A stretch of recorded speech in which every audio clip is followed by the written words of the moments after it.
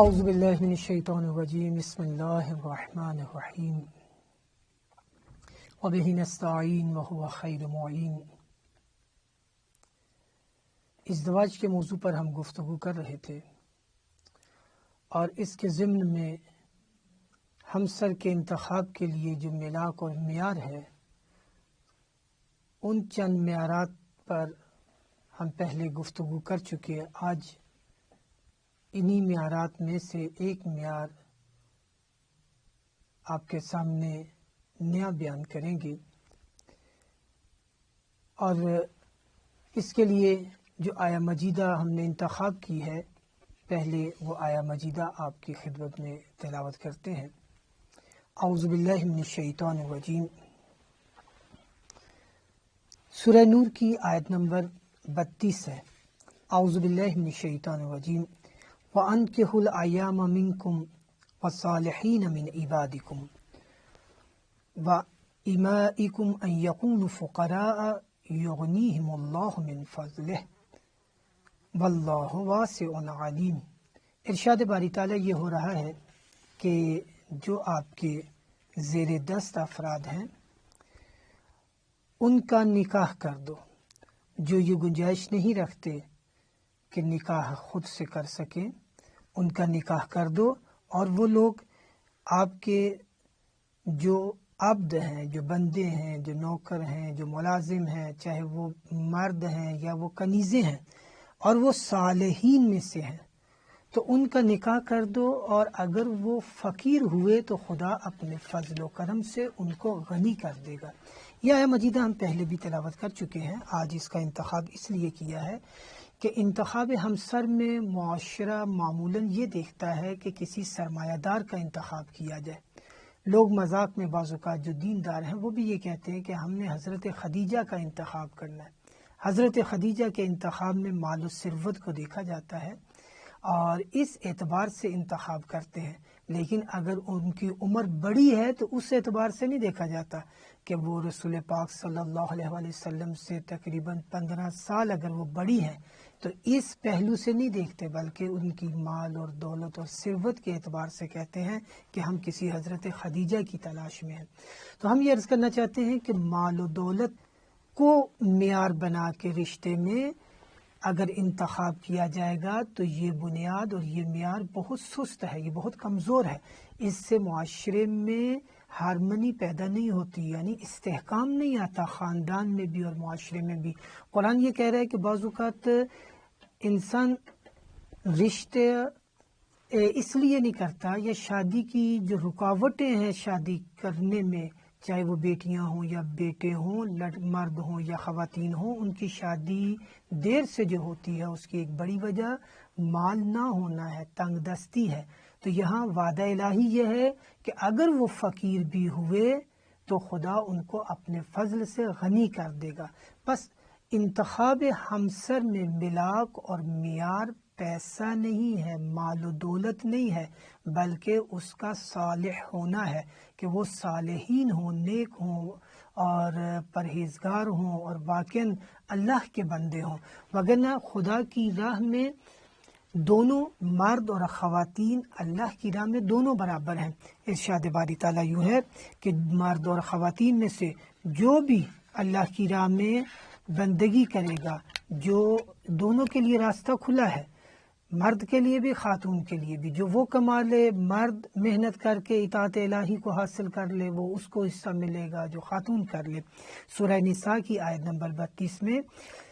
یوں ارشاد فرمایا گیا کہ للرجال نصیب مما اکتسبوا وللنساء نصیب مما اکتسبن، کہ مرد کے لیے وہی ہے کہ جو وہ کسب کر لے، اور خاتون کے لیے وہ ہے کہ جو وہ کسب کر لے۔ تو رضائے الہی کے حصول میں دونوں برابر ہیں۔ بلکہ سورہ نحل کی واضح ترین آیت، سورہ نحل کی آیت نمبر 97 ہے، 97 نمبر آیت ہے، فرمایا گیا من عمل صالحا من ذکر او انثی وہو مؤمن فلنحیینہ حیاتا طیبہ، کہ اگر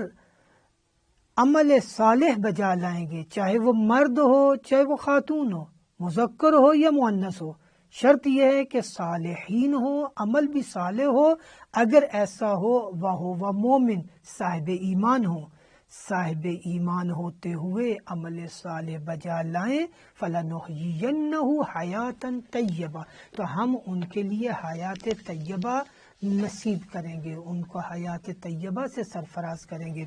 پس معیار انتخاب ہمسر میں ہم پہلے بھی بیان کر چکے کہ ایک طرف ایمان ہے اور اس ایمان کے مطابق عمل صالح ہے، اور تیسرا فقر ہو تو اس کی وجہ سے رکاوٹ نہیں ہونی چاہیے، بلکہ فقر کے بارے میں تو یوں بھی کہا گیا حدیث مبارکہ میں کہ الفقر فخری، کہ بعض اوقات فقر انسان کے ارتقاء میں مفید ثابت ہوتا ہے۔ رسول پاک صلی اللہ علیہ وسلم نے ایک جگہ صحابہ کرام کو مخاطب ہوتے ہوئے فرمایا کہ دیکھو اس سبزی سے بچو کہ جو جوہر پہ اگی ہوتی ہے، یعنی گندے تالاب پر اگنے والے پھول اور سبزے سے بچو۔ صحابہ نے استفسار کیا کہ یا رسول اللہ اس سبزی سے کیا مراد ہے؟ تو آپ نے فرمایا کہ وہ خواتین کے جو دیکھنے میں خوبصورت ہیں لیکن ان کی بنیادیں، ان کی پرورش ایسی جگہ ہوئی ہے کہ جو جوہر ہے، جو گندگی ہے، جو تالاب ہے، ان کی فکر پیچھے پاکیزہ نہیں، ان کا ماحول پاکیزہ نہیں، ان کا خاندان ممکن ہے پاکیزہ نہ ہو۔ تو اس حدیث مبارکہ کی روشنی میں ہم ایک نیا معیار انتخاب کریں گے انتخاب ہمسر میں، کہ وہ ہے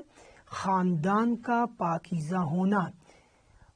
معاشرے میں چل چلا ہوتا ہے، کسی پہ نامحرم پہ نظر پڑ گئی، اس کا حسن نظر آ گیا، اس کی باتیں اچھی لگ گئیں، تو انسان احساساتی اور جذباتی ہو کر ایک انتخاب کر لیتا ہے، نہیں دیکھتا کہ وہ اقدار جو ضروری ہیں اس خاتون میں ہونا۔ اسی طرح خاتون بھی ایسے احساساتی اور جذباتی ماحول کا شکار ہو کے کسی فرد مرد کا انتخاب کر لیتی ہے، اور وہ بھی نہیں خیال کرتی کہ اس مرد کے اندر